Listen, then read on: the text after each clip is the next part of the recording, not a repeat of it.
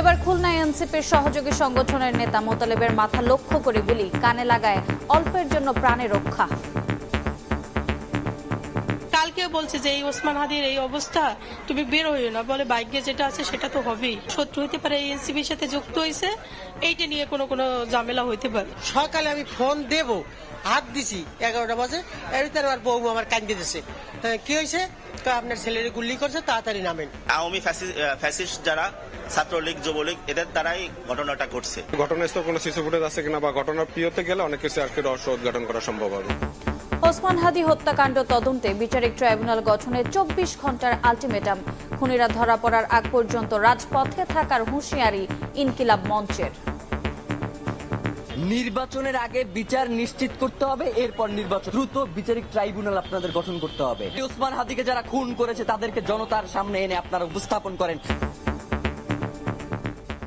দেখছিলেন প্রধান শিরোনাম। দুপুরের সময় সঙ্গে আছে আমি রোজা চৌধুরী। এবার অন্যান্য শীর্ষ সংবাদ। প্রথম আলো ডেইলি স্টার কার্যালয়ে হামলায় জড়িত সন্দেহে গ্রেফতার 17, শনাক্ত আরো বেশ কয়েকজন। প্রাণহানি এড়ানোকে অর্জন হিসেবে দেখছে ডিএমপি। শুধু গণমাধ্যম নয়, গণতন্ত্র ও অভ্যুত্থানের ওপরও আঘাত এসেছে বলছে বিএনপি। অপশক্তিকে রুখে দেওয়ার ডাক, জুলাইয়ের নামে মবকে সমর্থন করে না এনসিপি। তারেক রহমানের স্বদেশ প্রত্যাবর্তনের রাজনীতিতে যোগ হবে নতুন মাত্রা। ধানের শীষের প্রতি বাড়বে সমর্থন, আশা নেতাদের। প্রচারণা শুরু হলে সফর করবেন সারা দেশ। 5 বছরের সাজা থেকে খালাস চেয়ে রাজসাক্ষী সাবেক আইজিপি মামুনের আপিল। সালমান আনিসুলের বিরুদ্ধে হত্যায় উস্কানি মামলায় বিচার শুরু আবেদন।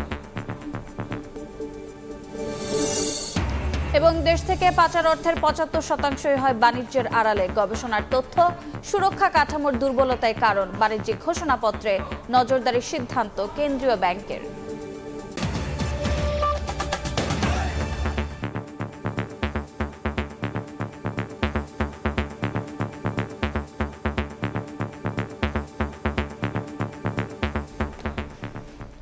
খুলনায় এনসিপির সহযোগী সংগঠন শ্রমিক শক্তির বিভাগীয় কমিটির আহ্বায়ক মোতালেব শিকদার গুলিবিদ্ধ হয়েছেন। মোটরসাইকেলে এসে তার মাথা লক্ষ্য করে গুলি করে আততায়ীরা। কানে লাগায় অল্পের জন্য প্রাণে রক্ষা পান তিনি। সকালে সোনাডাঙ্গায় গাজী মেডিকেল কলেজ হাসপাতালের সামনে তার উপর হামলা হয়। ট্রাক রেখে অপেক্ষা করছিলেন মোতালেব শিকদার। এ সময় কয়েকজন মোটরসাইকেলে এসে তার মাথা লক্ষ্য করে গুলি ছুড়ে পালিয়ে যায়। তাৎক্ষণিকভাবে আশপাশের লোকজন ছুটে গিয়ে তাকে উদ্ধার করে খুলনা মেডিকেলে ভর্তি করে। গুলি মোতালেবের কান এবং মাথা ঘেঁষে বের হয়ে যাওয়ায় তিনি শঙ্কামুক্ত বলে জানিয়েছেন চিকিৎসক।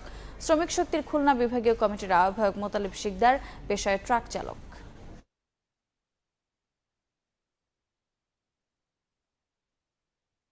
আমি কালকে বলছি যে এই ওসমান হাদির এই অবস্থা, তুমি বের হইও না, বলে ভাগ্যে যেটা আছে সেটা তো হবেই। শত্রু হইতে পারে, এই এনসিপির সাথে যুক্ত হয়েছে, এইটা নিয়ে কোনো ঝামেলা হইতে পারে। সকালে আমি ফোন দেব, হাত দিছি 11টা বাজে, এর ভিতরে আমার বউ আমার কান্দে দিছে। কি হয়েছে? আপনার ছেলের গুলি করছে, তাড়াতাড়ি নামেন। আওয়ামী ফ্যাসিস্ট যারা ছাত্রলীগ যুবলীগ এদের দ্বারাই ঘটনাটা ঘটছে। ঘটনাস্থল কোনো সিসি ফুটেজ আছে কিনা বা ঘটনার প্রিয়তে গেলে অনেক কিছু আর কি রহস্য উদ্ঘাটন করা সম্ভব হবে। এটা তো এখন আসলে তো চিকিৎসাধীন। এই মুহূর্তে খুলনা মেডিকেল কলেজ হাসপাতালে আছেন সহকর্মী তানজিম আহমেদ। বিস্তারিত জানতে সরাসরি যাচ্ছে তার কাছে। তানজিম,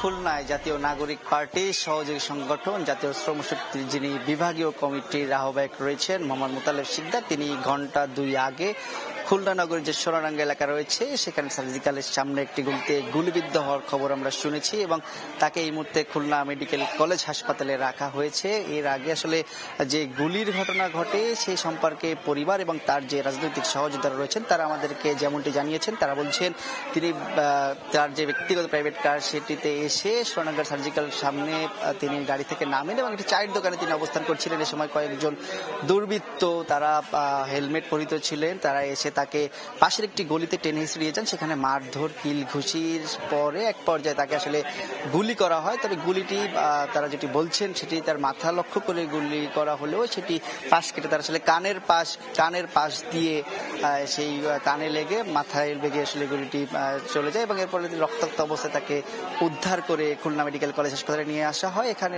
যে সার্জারি ওয়ার্ড সেখানে তাকে রাখা হয়েছিল। এরপরে তাকে সিটি স্ক্যানিং এর জন্য পাশের একটি হসপিটালে নেওয়া হয় এবং এরপরে এই মুহূর্তে তিনি, আমরা যতটুকু জেনেছি, পোস্ট অপারেটিভে রয়েছেন খুলনা মেডিকেল কলেজ হাসপাতালে। আমরা আসলে তার পরিবারের সদস্যদের সাথে কথা বলেছি, চিকিৎসকের সাথে কথা বলেছি, পুলিশের সাথে কথা বলেছি, রাজনৈতিক সহযোদ্ধাদের সাথে কথা বলেছি।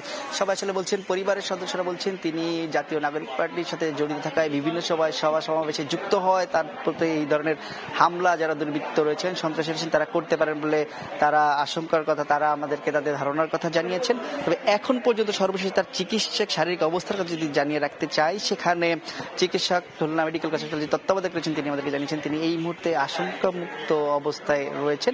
তবে তাকে আসলে গভীর পর্যবেক্ষণে রাখা হয়েছে। একই সাথে আইন শৃঙ্খলা রক্ষাকারী বাহিনীর একাধিক ইউনিট আমরা এই যে ঘটনাস্থল থেকে শুরু করে খুলনা মেডিকেলে তাদের দেখেছি, তাদের সাথে কথা বলেছি। তারা বলছেন একাধিক ইউনিট এই মুহূর্তে অভিযান পরিচালনা করছে এবং কি কারণে তাকে গুলি করা হলো, কোন স্থানে, সেই সব জায়গা যেসব সিসি ফুটেজ রয়েছে সেইগুলি সংরক্ষণ করে এবং এর মাধ্যমে তারা ইতিমধ্যে তদন্ত কার্যক্রম শুরু করছেন, সেগুলি তারা সংগ্রহের চেষ্টা করছেন।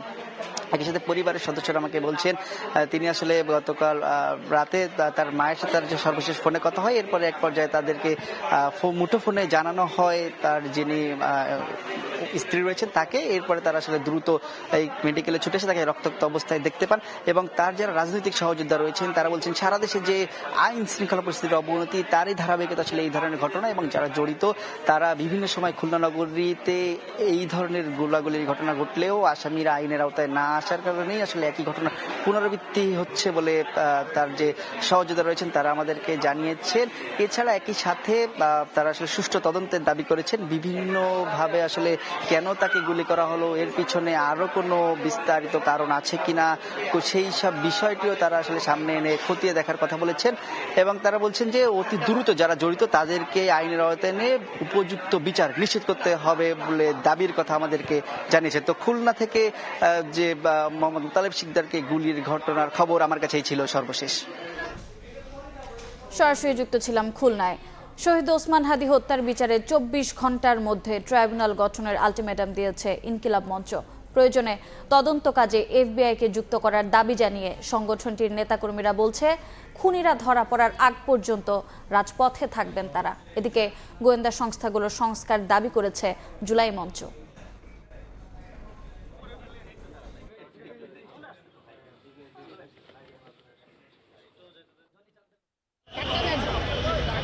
এখনো ধরা পড়েনি ঢাকা ৮ আসনের সম্ভাব্য প্রার্থী ওসমান হাদি হত্যায় মূল অভিযুক্ত দুই ব্যক্তি। এমনকি তাদের অবস্থানও শনাক্ত করতে পারেনি আইন শৃঙ্খলা রক্ষাকারী বাহিনী। সোমবার রাজধানীর শাহবাগে শহীদ হাদি চত্বরে সংবাদ সম্মেলন করে হাদির সংগঠন ইনকিলাব মঞ্চ। সংগঠনটির সদস্য সচিব আব্দুল্লাহ আল জাবের অভিযোগ করেন এই হত্যা নিয়ে তুচ্ছ তাচ্ছিল্য করছে স্বরাষ্ট্র মন্ত্রণালয়। স্বরাষ্ট্র মন্ত্রণালয়ের পক্ষ থেকে যেই বিবৃতি দেয়া হয়েছে সেখানে আমরা স্বরাষ্ট্র উপদেষ্টা এবং তার বিশেষ সহকারী খোদাবক্স তাদের দুইজনের একজনকেও আমরা দেখতে পাই নাই। এর মাধ্যমে প্রতীয়মান হয় যে স্বরাষ্ট্র উপদেষ্টার দপ্তর থেকে এই ঘটনাকে তুচ্ছ তাচ্ছিল্য করা হয়েছে। আইন শৃঙ্খলা সংক্রান্ত কমিটির বৈঠক শেষে সচিবালয়ে ব্রিফিং করছেন স্বরাষ্ট্র উপদেষ্টা জাহাঙ্গীর আলম চৌধুরী। সরাসরি যাচ্ছে সেখানে।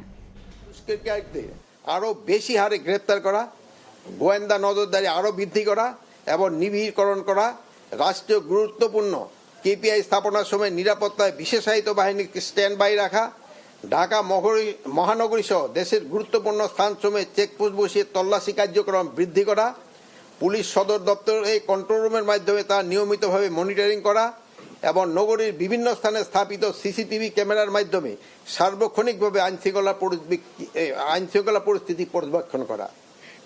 আপনারা জানেন যে প্রথম আলো, ডেইলি স্টার পত্রিকা অফিসে হামলার ঘটনায় ডিএমপি এই পর্যন্ত 17 জনকে গ্রেপ্তার করেছে। পত্রিকার 2টি সম্পাদকের নিরাপত্তার জন্য গানম্যান দেওয়া হয়েছে এবং তাদের বাসায়ও নিরাপত্তা বৃদ্ধি করা হয়েছে। ময়মনসিংহের পোশাক শ্রমিককে পিটিয়ে ও পুড়িয়ে হত্যার ঘটনায় 10 জনকে গ্রেপ্তার করা হয়েছে।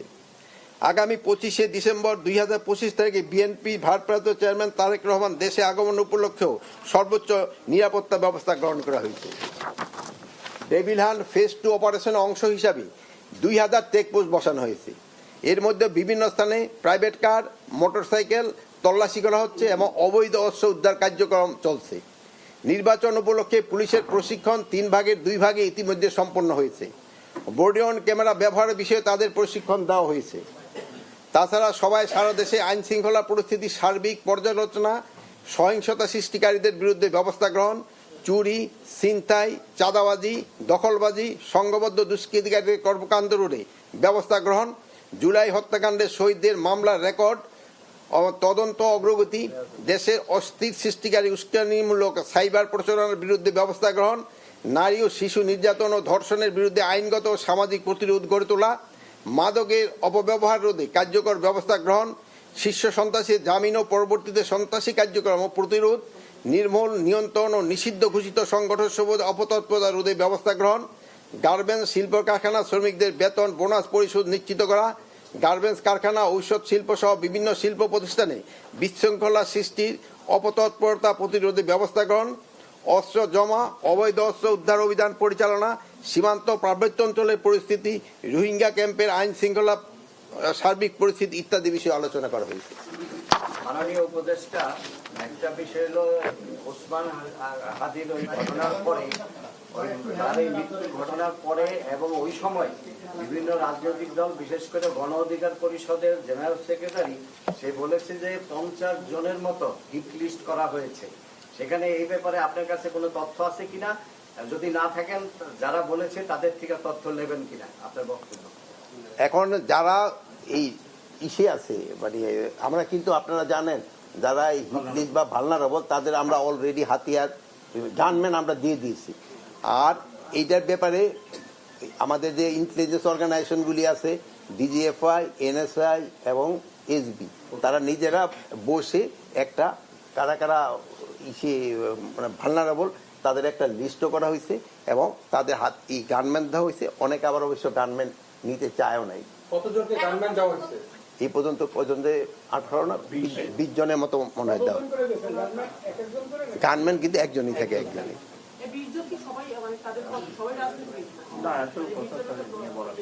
এইটা তো ডিটেলটা তো আপনারা ওই যেসব তাদের সাথে ঘুরবই সেই সময় একটু অনুসন্ধানী সাংবাদিকতা করে বাইর করে নিয়ে আনি।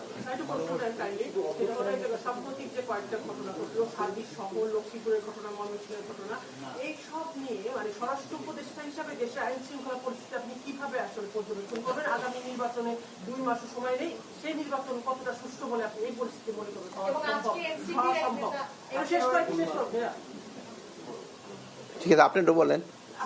না না না না না, আপনি বললেন দুই বোনই বুঝে দেন না, বোনের অগ্রগামী বলেন, আপনিও বুঝে নেন। আচ্ছা, আর কারো? আর এই বোন আবার এখানে একজন, আপনি আপনার ও আচ্ছা, আর না না আমি ভুলে যাওয়াই দরকার। আর আর শুনেন, বলেন।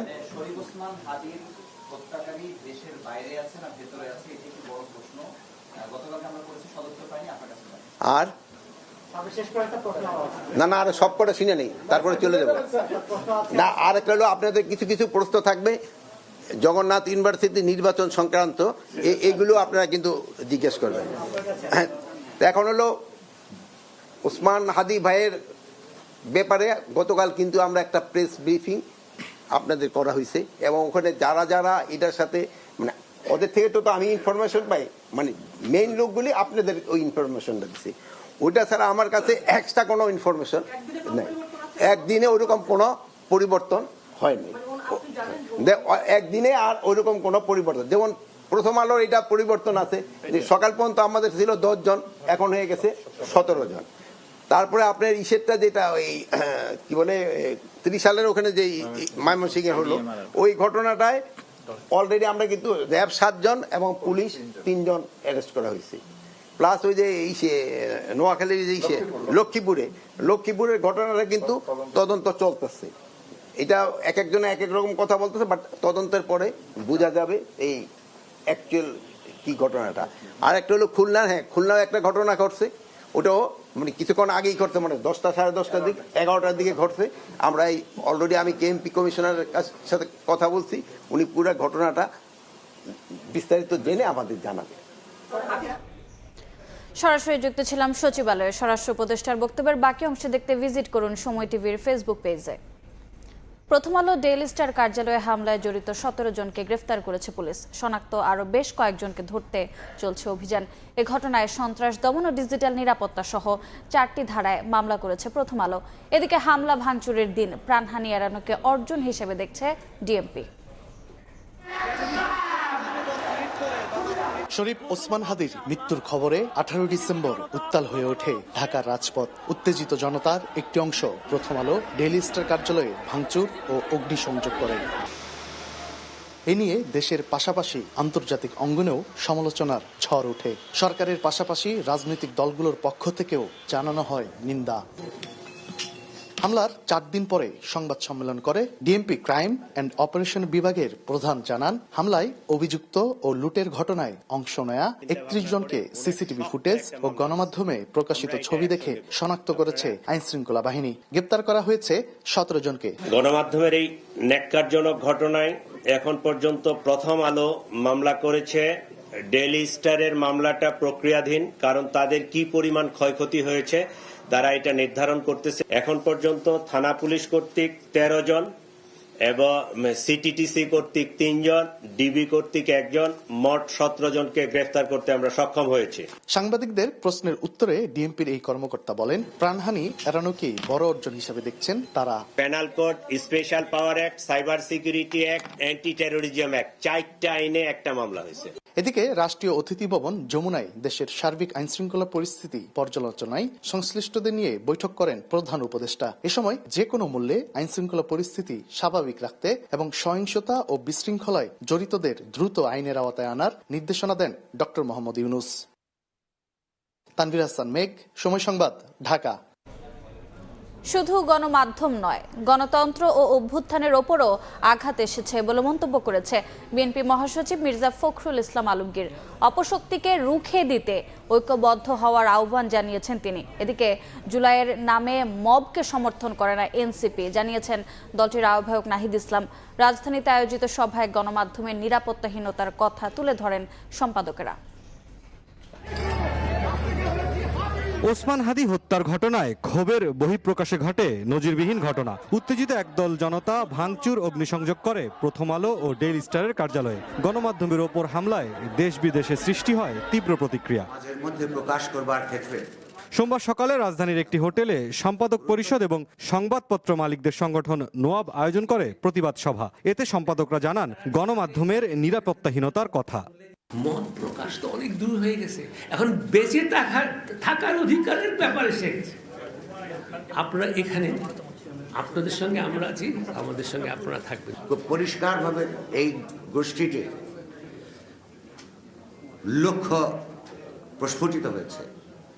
তারা চেয়েছেন মধ্যযুগীয় কায়দায় আগুন, চারপাশ থেকে আগুন লাগিয়ে যাদের সঙ্গে তাদের মতান্তর তৈরি হয় তাদেরকে পুড়িয়ে হত্যা করা। সভায় জুলাই অভ্যুত্থান মবক্রেসি নয় মন্তব্য করে এনসিপির আহ্বায়ক নাহিদ ইসলাম বলেন, পুরো দেশের রাজনীতি নির্বাচনকে একদিকে প্রভাবিত করতেই মব চলছে। এখন যেটা হচ্ছে এটা সম্পূর্ণভাবে পরিকল্পিত অপরাধ হচ্ছে এবং এটা পুরো দেশের রাজনীতি নির্বাচন সেটাকে একদিকে নিয়ে যাওয়ার জন্য এই পরিকল্পনা চক্রান্ত। একই অনুষ্ঠানে বিএনপি মহাসচিব মির্জা ফখরুল ইসলাম আলমগীর গণতন্ত্রকামী মানুষকে অপশক্তির বিরুদ্ধে ঐক্যবদ্ধ হয়ে রুখে দাঁড়ানোর আহ্বান জানান। আজকে ডেইলি স্টার নয়, প্রথম আলো নয়, আজকে গণতন্ত্রের উপর আঘাত এসেছে। আমার স্বাধীনভাবে চিন্তা করার যে অধিকার, আমার কথা বলার যে অধিকার, তারপরে আবার আঘাত এসেছে। জুলাই যুদ্ধের উপর আঘাত এসেছে। অনুরোধ আপনাদের কাছে, কোনো রাজনৈতিক চিন্তা দল নয়, সংগঠন নয়, সকল গণতান্ত্রিকামী মানুষের এখন এক হওয়ার সময় এসে গেছে। পরে এক প্রকাশনা উৎসবে যোগ দিয়ে মির্জা ফখরুল ইসলাম আলমগীর বলেন, যারা বাংলাদেশ চায়নি তারাই হত্যা করেছে জিয়াউর রহমানকে, একইভাবে হাদিকেও হত্যা করা হয়েছে। তারাই, যারা বাংলাদেশ চায়নি, যারা বাংলাদেশকে ধ্বংস করতে চেয়েছে, তারাই সেদিন হত্যা করেছে। আজকের সঙ্গে মিলে যাবে। আজকে আবার যখন আমাদের হাদির মতো ছেলেরা, আমাদের মুগ্ধের মতো ছেলেরা, প্রাণ দিয়ে, জীবন দিয়ে, সাইদের মতো ছেলেরা নতুন একটা সুযোগ, সম্ভাবনা সৃষ্টি করেছে, তারা আবার সেই শত্রুরা আজকে সেটাকে ধ্বংস করে দেওয়ার জন্য বিভিন্ন রকম অপকর্মে লিপ্ত হয়ে গেছে। এদিকে আলাদা কর্মসূচিতে ভোটের সম্ভাবনা নষ্ট করতে সক্রিয় চক্রকে সুযোগ দেয়া যাবে না বলে মন্তব্য করেন বিএনপি নেতারা। গণতন্ত্রকে মজবুত আর শক্তিশালী করতে হলে আজকে যে আমরা অরাজকতার আলামত যেগুলো দেখছি সেগুলোরও অবসান করতে হবে। জনগণের মধ্যে স্বস্তি ফেরাতে ফেব্রুয়ারিতে অবাধ সুষ্ঠু নির্বাচনের পরিবেশ নিশ্চিত করার উপর গুরুত্ব আরোপ করেন বিএনপি নেতারা। সালিন হক জুনায়েদ, সময় সংবাদ, ঢাকা। নির্বাচন ঘিরে তারেক রহমানকে নিয়ে ব্যাপক পরিকল্পনা হাতে নিয়েছে বিএনপি। আনুষ্ঠানিক প্রচারণা শুরু হলেই সারা দেশ সফরে বের হবেন তিনি। দলটির নেতারা বলছেন, বেগম খালেদা জিয়ার অসুস্থতায় দেশে এসেই সশরীরে রাজনীতিতে নেতৃত্ব দেবেন ভারপ্রাপ্ত চেয়ারম্যান। তাদের মতে তারেক রহমানের প্রত্যাবর্তন রাজনীতিতে যোগ করবে নতুন মাত্রা। ধানের শীষের প্রতি বাড়াবে জনসমর্থন। হাসান ওয়ালির প্রতিবেদন। আর মাত্র কয়েকটা দিন, দীর্ঘ 18 বছরের প্রতীক্ষার অবসান হচ্ছে বৃহস্পতিবার। আকাঙ্ক্ষা থাকলেও নানামুখী প্রতিবন্ধকতায় যা হয়ে ওঠেনি এতকাল। নির্বাসিত জীবনের পুরো সময় জুড়েই তারেক রহমান ছিলেন বাংলাদেশের সঙ্গে। ঐক্যবদ্ধ রেখেছিলেন জিয়া রহমান এবং খালেদা জিয়ার বিএনপিকে। জুলাই অভ্যুত্থানের পুরোটা সময় জুড়েই ছিলেন সক্রিয়। 5 আগস্ট পরবর্তী বাস্তবতায় নেতাকর্মীরা অপেক্ষায় ছিলেন তারেক রহমানের প্রত্যাবর্তনের। সব সমীকরণ পাশ কাটিয়ে অবশেষে তারেক রহমানের দেশে ফেরার খবরে আপ্লুত এসব নেতাকর্মীরা।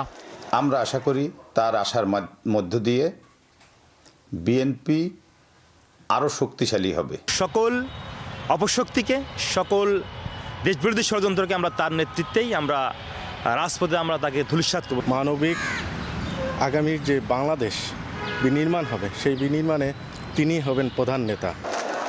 ত্রয়োদশ জাতীয় সংসদ নির্বাচনের মাস দেড়েক আগে তারেক রহমানের প্রত্যাবর্তন ঘিরে বিস্তারিত পরিকল্পনা বিএনপির। দেশে ফিরে মানুষের দুয়ারে যাবেন বিএনপির ভারপ্রাপ্ত চেয়ারম্যান। দলটির স্থায়ী কমিটির এই সদস্য বলছেন, খালেদা জিয়ার শূন্যতা পূরণ করবেন তারেক রহমান। তার প্রত্যাবর্তনের মাধ্যমে ধানের শীষের প্রতি সমর্থন বাড়বে মানুষের।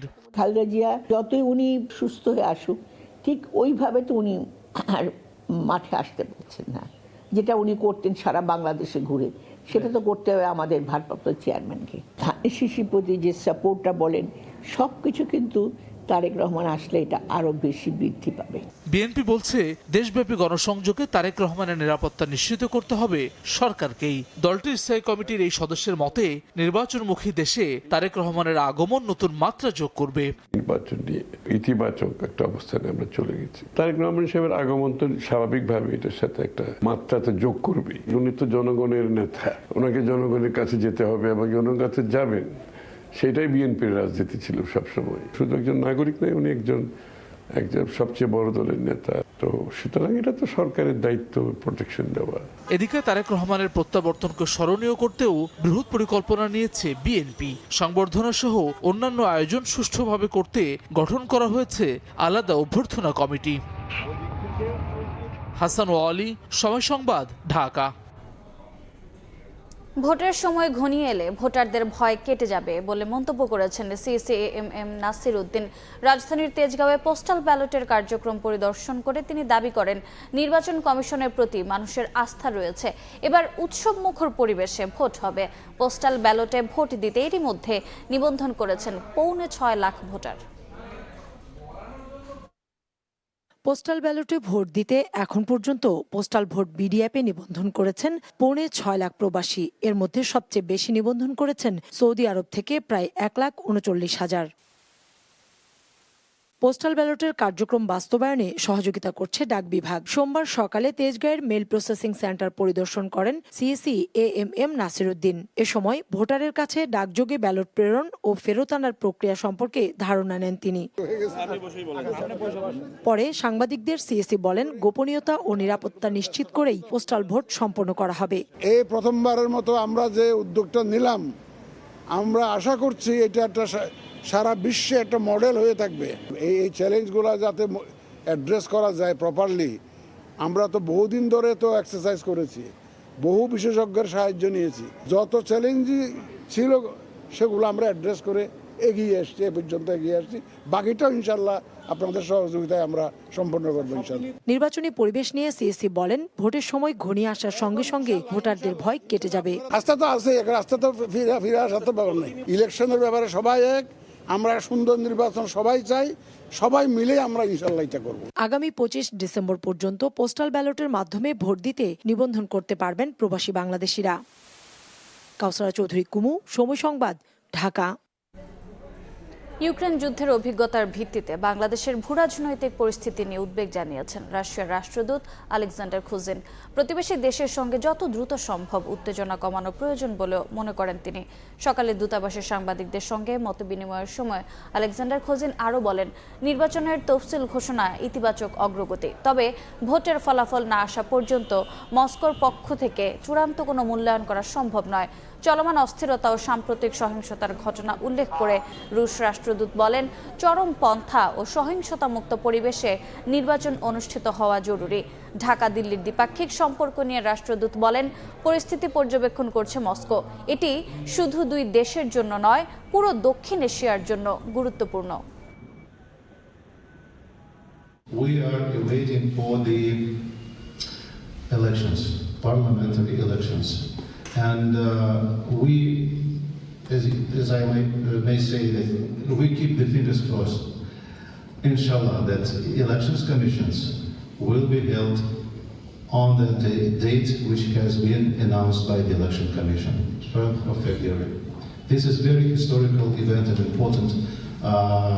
important stage for the country to develop in future. Osman হাদি হত্যার বিচার হবে দ্রুত বিচার ট্রাইব্যুনালে। দুপুরে ফেসবুক স্ট্যাটাসে তথ্য জানান আইন উপদেষ্টা আসিফ নজরুল। আরও জানান, পুলিশ রিপোর্ট আসার পর সর্বোচ্চ 90 দিনের মধ্যে বিচার সম্পন্ন করা হবে। এর আগে 12 ডিসেম্বর শুক্রবার দুপুরে ইনকিলাব মঞ্চের মুখপাত্র শরীফ ওসমান হাদিকে গুলি করে দুর্বৃত্তরা। পরে উন্নত চিকিৎসার জন্য তাকে সিঙ্গাপুরে নেওয়া হলে 18 তারিখে মারা যান তিনি। ওসমান হাদির খুনিদের গ্রেফতারে সরকার ব্যর্থ হয়েছে উল্লেখ করে ঝুঁকিতে থাকা সব প্রার্থীর নিরাপত্তা নিশ্চিতের দাবি জানিয়েছেন আসিফ মাহমুদ সজীব ভুইয়া। সকালে রাজধানীর ধানমন্ডি নির্বাচন অফিস থেকে ঢাকা 10 আসনে স্বতন্ত্র প্রার্থী হিসেবে মনোনয়নপত্র সংগ্রহ করে এ কথা বলেন তিনি। আসিফ মাহমুদ আরও বলেন, নির্বাচন বানচালের চেষ্টা করছে একটি পক্ষ, যারা আওয়ামী লীগকে ছাড়া নির্বাচন করতে চায় না। এ সময় প্রতিটি ওয়ার্ডে জনগণের সমস্যা সমাধানের জন্য কাজ করার অঙ্গীকারও করেন তিনি।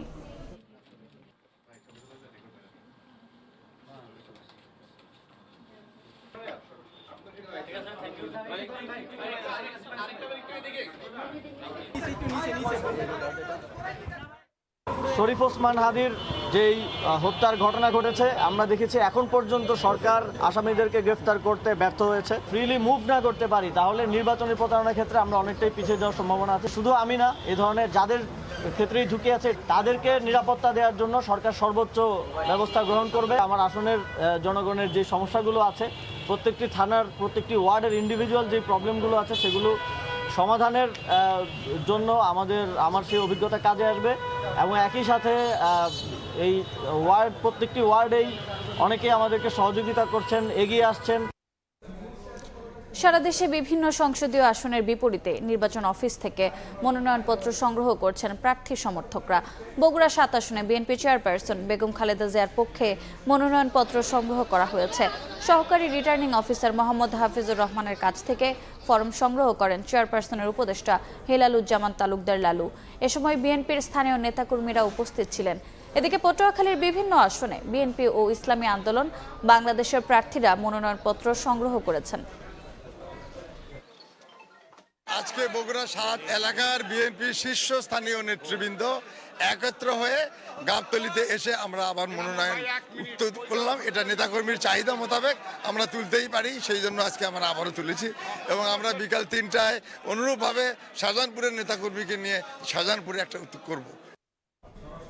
ভোটের হাওয়া বইছে শহর থেকে গ্রামে। ঢাকা 11 আসনে নির্বাচন করবেন জুলাই অভ্যুত্থানে নেতৃত্ব দেয়া তরুণদের দল এনসিপির আহ্বায়ক নাহিদ ইসলাম। লড়বেন বিএনপির ডক্টর এম এ কাইয়ুম এবং জামাতের অ্যাডভোকেট আতিকুর রহমান। নির্বাচন ঘিরে আর্থসামাজিক উন্নয়নের স্বপ্ন দেখছেন বাসিন্দারা। ঢাকা 11 আসন ঘুরে নির্বাচনী প্রত্যাশার কথা জানাচ্ছেন সহকর্মী রৌনক নিয়ন্তা। ক্যামেরায় ছিলেন উজ্জ্বল হোসেন। কর্পোরেশন হয়েও এখানে গ্রামে যে সুযোগ সুবিধা এইটুকু আমরা পাই নাই। এলাকার ভিতরে কিছু লোকজন আছে এরা একটু এই নেশার সাথে জড়িত আছে। গ্যাস নাই, এরপরে ময়লা সিটি কর্পোরেশনের কোনো করে না।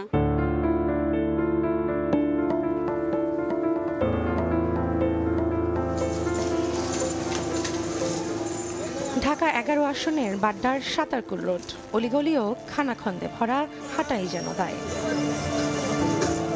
ভাঙাচোরা রাস্তার কারণে দুর্ঘটনার ঝুঁকিতে জননিরাপত্তা। 12 বছর আগে একবার কাজ হয়েছে, তারপরে আর কোনো কাজ হয় না এইভাবে আর কি। যদিও বা কখনো কোনো সড়কে সংস্কার কাজ চলে, স্থবির হয়ে পড়ে জনজীবন। ঠিক হয় না, কিন্তু ঘটনা হলো আমাদের তো মনে করেন 2 টাকা ইনকাম করা লাগবে। গাড়ি তো পার্কিং করার কোনো সাইডে জায়গা নেই গাড়ি। রামপুরার আফতাব নগরের এই এলাকাতেও যেন সমস্যার শেষ নেই। মূল সড়কেই সিটি কর্পোরেশনের ময়লার ভাগার, পাশের খালটিও পরিষ্কার করা হয় না দীর্ঘদিন। বাচ্চাদের স্কুলও আছে এই সাইডে, আর মেইনলি হচ্ছে বাস স্ট্যান্ডও এখানে, সব ধরনের বাস এখানে এসেই দাঁড়ায়। বনশ্রী ও আফতাব নগরের সংযোগ স্থাপনে ব্যবহার হচ্ছে বাঁশের সাঁকো, যা স্কুলগামী শিশু থেকে শুরু করে সবার জন্যই ঝুঁকিপূর্ণ। এখানে দুর্গন্ধ ছাড়া মশার আঁকড়াইটা অনেক সময় দুর্ঘটনায় পতিত হয়। এটা থেকে পরিত্রাণের জন্য আসলে কার্যকরী কোনো ব্যবস্থা নেওয়া হচ্ছে না। বাড্ডার শাহজাদপুরের এই এলাকার খাল থেকে নিরাপদ থাকতে নেই কোনো সুরক্ষা ব্যবস্থা। সরকার দেয়নি, এটা পাবলিক দেশে, ওদিকে আমার মাঝখানে নাই। এর আগেও কিন্তু কয়েকটা বাচ্চা পড়েছে এখানে, যখন কোনো গাড়ি যায় তখন অনেকগুলো ভ্যান এখানে পড়ছে। বাড্ডার বেড়াইদ এলাকার 42 নং ওয়ার্ড ইউনিয়ন পরিষদ থেকে যুক্ত হয়েছে সিটি কর্পোরেশনে, তবে লাগেনি উন্নয়নের ছোঁয়া। শাখা রাস্তাগুলো একটাও হয় না, এবং রাত্রেবেলা যে আমাদের যে বাতিগুলো দিয়েছে, এই বাতিগুলা কিন্তু জ্বলে না। কৃষি যে জমিগুলো ছিল, এই ভরাট করার কারণে অনেক মানুষ এখন বেকার হয়ে গেছে। তারা বিভিন্নভাবে মাদক বিক্রি এগুলোর সাথে জড়িয়ে পড়ছে। শিক্ষা, স্বাস্থ্য, অর্থনীতি সহ সব খাতেই ঢেলে সাজানোর প্রতিশ্রুতি দিচ্ছেন মনোনয়ন প্রত্যাশীরা। চাঁদাবাজি ও মাদকমুক্ত জনপদ, নিরাপদ সড়ক, জলাবদ্ধতা মুক্ত নগর গড়ার অঙ্গীকার তাদের। আগামী দিনে আমার চাই যাতে একটা নির্দিষ্ট জায়গায় ফেলে ওই সোসাইটির মাধ্যমে আমরা এটা করবো। সাঁকুটা আর থাকবে না, এখানে সব বেলি ব্রিজ করে দেওয়া হয়েছে। সিটি কর্পোরেশনের টেন্ডার হয়ে গেছে, কয়েকটা অলরেডি বনশ্রীর সাথে একটা কানেক্টিং যেটা বলতেছেন, তো এটা বেলি ব্রিজ হয়ে যাচ্ছে। রেশন কার্ড আমরা এটা ওয়ার্ড ভিত্তিক কোন পরিবারগুলো অসমস্যার মধ্যে আছেন তাদেরকে আমরা চিহ্নিত করব। 4 লাখের বেশি ভোটার রয়েছে ঢাকা 11 আসনে, যেখানে পুরুষ ও নারী ভোটারের সংখ্যা প্রায় কাছাকাছি। নির্বাচনের আমেজে সাধারণ মানুষ এমন নেতৃত্ব খুঁজছে যারা জনগণের মৌলিক অধিকার রক্ষা এবং সাধারণ মানুষের দুর্ভোগ লাঘবে থাকবেন প্রতিশ্রুতিবদ্ধ, এবং একই সঙ্গে ভোটের মাঠে সহিংসতা এবং সাধারণ মানুষের নিরাপত্তা নিশ্চিত করা প্রার্থীদের অন্যতম দায়িত্ব বলে মনে করছেন ভোটাররা। রৌনক নিয়ন্তা, সময় সংবাদ, ঢাকা। সালমান এফ রহমান ও আনিসুল হকের বিরুদ্ধে অভ্যুত্থানের সময় কারফিউ দিয়ে ছাত্র জনতাকে হত্যার উস্কানির মামলায় বিচার শুরুর আবেদন জানিয়েছে প্রসিকিউশন। সোমবার আন্তর্জাতিক অপরাধ ট্রাইব্যুনাল 1-এ শুনানি করেন রাষ্ট্রপক্ষ। চিফ প্রসিকিউটর বলেন, কারফিউ জারি করে ছাত্র জনতাকে হত্যায় শেখ হাসিনাকে বারবার চাপ প্রয়োগ করেন সালমান এফ রহমান। কয়েক লাখ ছাত্র জনতাকে মামলা দিয়ে হয়রানি করার অভিযোগ আনা হয় আনিসুল হকের বিরুদ্ধে। পরে আসামিদের পক্ষে শুনানি করেন তাদের আইনজীবীরা। এর আগে 4 ডিসেম্বর এ মামলায় তাদের বিরুদ্ধে সুনির্দিষ্ট 5টি অভিযোগ এনে অভিযোগ দাখিল করে প্রসিকিউশন। এদিকে ট্রাইব্যুনাল 2-এ চানখার বলে 6 জনকে হত্যা মামলায় যুক্তিতর্ক উপস্থাপন করা হয়। এদিকে মানবতা বিরোধী অপরাধের মামলায় 5 বছরের সাজা থেকে খালাস চেয়ে আপিল করেছেন রাজশাহীর সাবেক আইজিপি চৌধুরী আব্দুল্লাহ আল মামুন। গত 2 বছরে বরিশালে অটোরিকশা ছিনতাইকে কেন্দ্র করে অন্তত 15টি হত্যাকাণ্ড হয়েছে। পুলিশ বলছে অন্তত 6টি চোর ও ছিনতাই চক্রের সন্ধান মিলেছে, যারা কেবল চুরিই নয়, অটোরিকশার চালককেও হত্যা করে। আইন শৃঙ্খলা বাহিনী তৎপর থাকলেও নিয়ন্ত্রণে আসছে না হত্যাকাণ্ড। সুজয় দাসের ছবিতে অপূর্ব রিপোর্ট। একজন সন্তান হারানোর শোকে কাতর, অন্যজন ভেঙে পড়েছেন স্বামীকে হারিয়ে। অটোরিকশা ছিনতাইয়ের ঘটনায় একই এলাকায় 3 মাসের ব্যবধানে খুন হন 2 জন। ঘটনা বরিশাল মহানগরীতে। কৌশল হিসেবে ছিনতাই চক্র প্রথমে যাত্রী বেশে অটোরিকশা ভাড়া করে, পরে নিয়ে যাওয়া হয় নির্জন কোনো স্থানে। এরপর সুযোগ বুঝে অটোরিকশার চালককে শ্বাসরোধ করে হত্যা করে, আর লাশ গুমের জন্য বেছে নেওয়া হয় পরিত্যক্ত ডোবা কিংবা নদী অথবা নদী তীরে মাটি চাপা দেয়া হয়। এমন নৃশংস ঘটনা শহরের রিফিউজি কলোনির সোহেল ও হিরণ হত্যাকাণ্ডে। গত জুলাই ও অক্টোবরে তাদের দেহাবশেষ উদ্ধার করে পুলিশ। আসামি ধরা পড়লেও জামিনে মুক্ত হয়ে ফের জড়াচ্ছে একই অপরাধে। ইমরান নেওয়ার পরে এই নিখোঁজ। তথ্য বলছে, ছিনতাই চোরচক্রের কয়েকটি গোপন সাম্রাজ্য গড়ে উঠেছে বরিশাল সহ আশপাশের জেলা ঘিরে। ঝালকাঠি জেলার কলেজ মোড়, বরিশালের পলাশপুর ও মোহাম্মদপুর সহ আরও বেশ কয়েকটি এলাকায় সক্রিয় ওই চক্রটি। যারা চোরাই অটোরিকশা নামমাত্র টাকায় কিনে বিক্রি করেন খণ্ড খণ্ড করে। জুস দেশে জুস খাইছি, জুস খাওয়ার পর আমার খালের সাইডে ফালাই রাখিয়া আস্তে তারা চলিয়ে গেছে। এগুলো তো সেসিস নাম্বার নাই, ইঞ্জিন নাম্বার নাই, এগুলো ব্যাটারি খুলে বিক্রি করে ফেলায়, বডি আর এক জায়গায় বিক্রি করে ফেলায়। তবে অপরাধীদের লাগাম টানতে মাঠে কাজ করছে আইনশৃঙ্খলা বাহিনী। আর সিটি কর্পোরেশনের দাবি, বৈধ অবৈধ রিকশা তালিকার কাজ চলমান রয়েছে। যেহেতু এটা তাদের কোনো ডকুমেন্টস নাই, হারিয়ে গেলে এটা আর খুঁজে পাওয়া খুব কঠিন হয়ে যায়। এরকম ঘটনা ঘটলে যেন তারা থানায় গিয়ে একটা অভিযোগ দেয়, আমরা মামলা নিয়ে সেই বিষয়ে অবশ্যই কার্যকর ব্যবস্থা নিব। পুলিশের তথ্যমতে গত 2 বছরে অটোরিকশাকে কেন্দ্র করে হত্যার ঘটনা ঘটেছে 15টিরও বেশি, আর চুরির ঘটনা শতাধিক। অপূর্ব অপু, সময় সংবাদ, বরিশাল। চাঁপাইনবাবগঞ্জ সীমান্ত দিয়ে অবৈধভাবে দেশে আসার অভিযোগে 27 জনকে গ্রেফতার করেছে বিজিবি। ভোরে ভোলাহাট সীমান্ত এলাকায় 5 শিশু সহ 27 জনকে ঘোরাঘুরি করতে দেখেন বিজিবির টহলরত একটি দল। এ সময় তাদের আটক করে জিজ্ঞাসাবাদ করা হয়। আটককৃতরা পাসপোর্ট ছাড়া অবৈধভাবে ভারতে গিয়েছিলেন। রোববার রাতে তারা কাঁটাতারের বেড়া পার হয়ে দেশে প্রবেশ করেন। আটককৃতদের বিরুদ্ধে মামলা করে পুলিশে হস্তান্তর করা হয়েছে। ডিপ্লোমা কৃষিবিদদের জন্য স্বতন্ত্র পাবলিক কৃষি বিশ্ববিদ্যালয় সহ 8 দফা দাবি আদায়ে বিক্ষোভে কৃষি ডিপ্লোমা ইনস্টিটিউটের শিক্ষার্থীরা সকালে বরিশাল নগরীর রহমতপুরে অবস্থান নেন আন্দোলনকারীরা। পরে বরিশাল ঢাকা মহাসড়ক অবরোধ করে 2 ঘণ্টা বিক্ষোভ করেন তারা। একই দাবিতে রাঙামাটিতেও বিক্ষোভ করেন শিক্ষার্থীরা। রাঙামাটি খাগড়াছড়ি সড়ক 1.5 ঘণ্টা অবরোধ রাখা হয়। শিক্ষার্থীদের অভিযোগ, দীর্ঘদিন ধরে দক্ষ শিক্ষকের অভাব কৃষি প্রশিক্ষণ ইনস্টিটিউটে। এছাড়া কৃষিবিদদের বেসরকারি চাকরির ক্ষেত্রেও রয়েছে বেতন বৈষম্য। এজন্য 8 দফা দাবি মানা না পর্যন্ত আন্দোলন চালিয়ে দেওয়ার হুঁশিয়ারি দেন তারা। বাড়ছে শীতের প্রকোপ। উত্তরের হিমেল হাওয়া বাড়িয়ে দিচ্ছে শীতের অনুভূতি। কনকনে ঠান্ডার প্রভাব পড়েছে জনজীবনে, সঙ্গে ঘন কুয়াশা বাড়িয়েছে দুর্ভোগ। চুয়াডাঙ্গায় 2 দিন পর দেখা দিয়েছে সূর্য। হিমেল হাওয়ায় বাড়ছে শীতের প্রকোপ। উত্তরের জেলা নওগাঁয় কনকনে ঠান্ডায় জনজীবনে নেমে এসেছে স্থবিরতা। দিনের অনেকটা সময় সড়কে হেডলাইট চালিয়ে চলাচল করতে দেখা গেছে যানবাহনগুলোকে। সূর্যের দেখা পাওয়াও কঠিন হয়ে গেছে। আগুন জ্বালিয়ে উত্তাপ নেয়ার চেষ্টায় দেখা গেছে অনেককে। অনেকটা একই পরিস্থিতি ঠাকুরগাঁয়। শীতের এত প্রকোপ এদিকে উত্তরাঞ্চলে যার শেষ নাই। কয়েকদিন থেকে সূর্য ঠিক মতো উঠতেছে না, খুব শীত পড়ছে ভাই, আর খুব কুয়াশা। চুয়াডাঙ্গায় সোমবার সকাল 10টায় তাপমাত্রা নামে 11.7 ডিগ্রি সেলসিয়াসে। ঝিনাইদহেও তীব্র শীতে দুর্ভোগ বেড়েছে খেটে খাওয়া মানুষের। কাজের জন্য বাড়াইছি, কিন্তু হাত পা টাটাচ্ছে, খুব ঠান্ডা। ঠান্ডার কারণে গাড়ি চালানো খুবই কষ্ট হচ্ছে, হাত পা সব কোকড়ায় আসতেছে। ঘন কুয়াশার কারণে মানিকগঞ্জের পাটুরিয়া, দৌলতদিয়া ও আরিচা কাজিরহাট নৌ রুটে রোববার সকাল 10টা থেকে 12টা পর্যন্ত বন্ধ থাকে ফেরি চলাচল। এতে ভোগান্তিতে পড়তে হয় পারাপারের অপেক্ষায় থাকা যানবাহনের যাত্রী ও চালকদের। খুব ঠান্ডা আর কি, এই কালকে তো শুরু হয়েছে, প্রচুর ঠান্ডা এবং সূর্য ওঠে 11টায়। কুয়াশায় রাস্তায় যখন আসছি কিছুই দেখতে পাচ্ছি না। বাইকে নিম্ন শ্রেণীর লোকজন আছে, তাদের তো শীতে প্রচুর কষ্ট হবেই। এদিকে তীব্র ঠান্ডায় বাড়ছে শীতজনিত রোগের প্রকোপ। কুষ্টিয়া জেনারেল হাসপাতালে সর্দি, কাশি, শ্বাসকষ্ট, ডায়রিয়া নিয়ে প্রতিনিয়তই আসছে রোগী। এবার চাপটা আরও বেশি, প্রায় ধারণ ক্ষমতার 4-5 গুণ মতোই আমাদের রোগী আছে। এত স্বল্পতা, এত সংকট থাকা সত্ত্বেও আমরা আমাদের সাধ্যমতো চেষ্টা করছি যাতে সবার সেবাটা নিশ্চিত করা যায়। শীতজনিত রোগের জটিলতা এড়াতে বাড়তি সতর্কতার পরামর্শ দিয়েছেন চিকিৎসকরা। মনিরুজ্জামান প্রান্ত, সময় সংবাদ।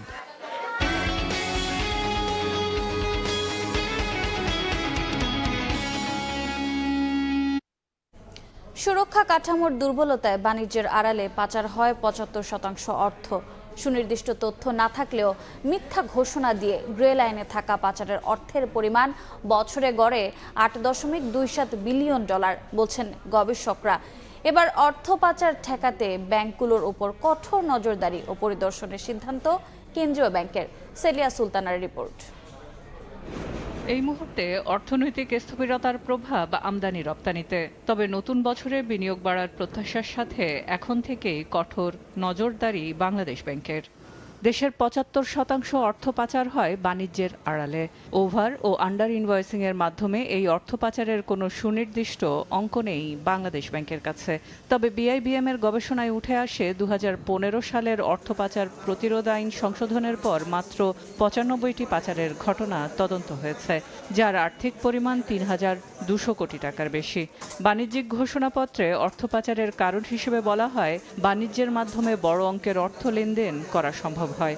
ফলে গ্রে লাইনে থাকা এই পাচারের অর্থের শেষ গন্তব্য বা উদ্দেশ্যের বিষয়ে সুনির্দিষ্ট তথ্য আড়ালে থাকে। বাংলাদেশে এনপিএল এর ট্রেডে কতটুকু ওইটা ডাটা নাই, কারণ যে দেশে ইচ্ছাকৃতভাবে এনপিএল বেশি ওই দেশে কিন্তু ট্রেড বেস মানি লন্ডারিংও বেশি, কিন্তু আমরা তো জানি না আমার ট্রেডের এনপিএল কতটুকু। এবং ইন্টারেস্টিং ব্যাপার হলো অ্যাপারেন্ট এভিডেন্স বলে আমাদের অবস্থা ভালো না। গবেষণার হিসেবে ২০০৯ থেকে ২০১৮ সাল পর্যন্ত বাণিজ্যে মিথ্যা ঘোষণা দিয়ে প্রতি বছর গড়ে $৮.27 বিলিয়ন পাচার হয়েছে। কারণ হিসেবে পর্যাপ্ত সুরক্ষা কাঠামোর ঘাটতি অন্যতম কারণ বলে মনে করেন গবেষকরা। ট্রেডে যে এনপিএলটা হয় না, ওটাকে ক্লাসিফাইড লোন করার সময় টার্ম লোনে কনভার্ট করে বাংলাদেশ ব্যাংকে রিপোর্ট করে, যার ফলে আমরা মনে করি সব ক্রেডিট, আসলে মূলত ট্রেড। কিন্তু ট্রেডের এনপিএলটা তো মানি লন্ডারিং হচ্ছে, টিবিএম, এটা তো ডেঞ্জারাস ইম্প্যাক্ট। অর্থ পাচার রোধে এবার ব্যবসায়িক ঘোষণাপত্র পর্যবেক্ষণ করবে বাংলাদেশ ব্যাংক। থাকবে ব্যাংকগুলোর উপর কঠোর নজরদারি। ওভার ইনভয়েসিং এর নামে যাতে কোনো প্রকার অর্থ বৈদেশিক মুদ্রা পাচারের সুযোগ না থাকে, এটা ব্যাংকগুলো যাতে নিশ্চিত করে। এবং আমরাও কিছুদিন পরে যে আমাদের ইন্সপেকশন টিমকে পাঠিয়ে দেখব যে এজেন্সিগুলো কী দরে খোলা হচ্ছে, ওই সময় আন্তর্জাতিক বাজারে তার দর কী ছিল। গ্লোবাল ফিনান্সিয়াল ইন্টিগ্রিটির তথ্য বলছে পাচারের অঙ্ক গড়ে $16 বিলিয়ন, অর্থাৎ ৩.৪%, যা জিডিপির 2%। সেলিয়া সুলতানা, সময় সংবাদ, ঢাকা।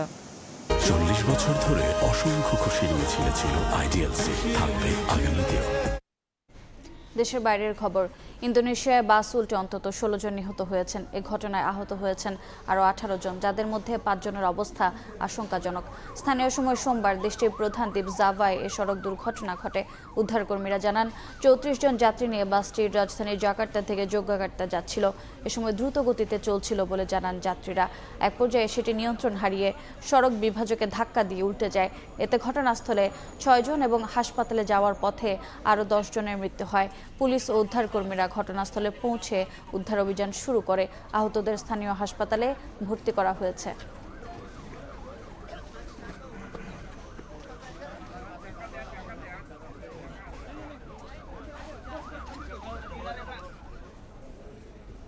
গ্রিস উপকূলে নৌকা থেকে উদ্ধার হওয়া 539 জন অভিবাসন প্রত্যাশী, বেশিরভাগই বাংলাদেশি। শুক্রবার দেশটির গাভদুস উপকূলে একটি মাছ ধরার নৌকা থেকে তাদের উদ্ধার করা হয়। উদ্ধারকৃতদের মধ্যে বাংলাদেশি ছাড়াও পাকিস্তানি, মিশরীয়, ইরিত্রীয়, সোমালি, সুদান, ইয়েমেন ও ফিলিস্তিনের নাগরিক রয়েছেন। কর্তৃপক্ষের ধারণা, মানব পাচারকারীদের সহায়তায় লিবিয়ার পূর্বাঞ্চল থেকে অন্তত 36 ঘন্টার ঝুঁকিপূর্ণ সমুদ্রযাত্রা পাড়ি দিয়ে তারা গ্রিসে পৌঁছেছেন।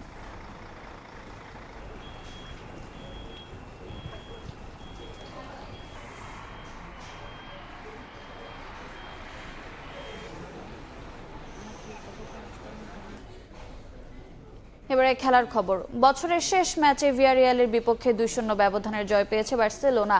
আরেক ম্যাচে ইপিএলে ম্যানচেস্টার ইউনাইটেডকে 2-1 ব্যবধানে হারিয়েছে অ্যাস্টন ভিলা।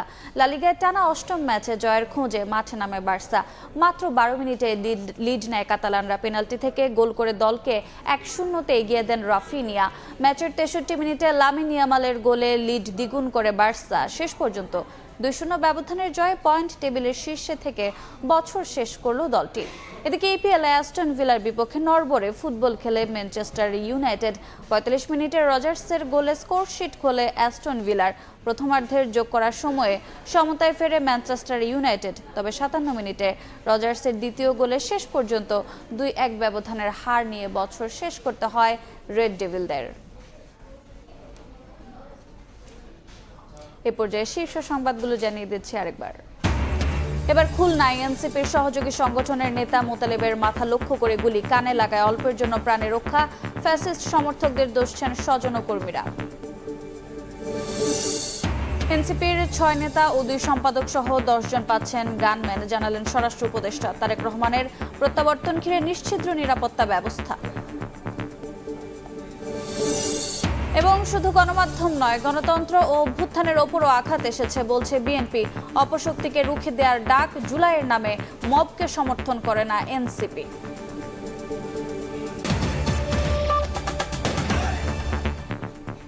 এ ছিল দুপুরের সময়ে। বিকেল ৩টার সময় সংবাদ নিয়ে আসছে কিছুক্ষণ পর। সঙ্গে থাকুন সময়ে।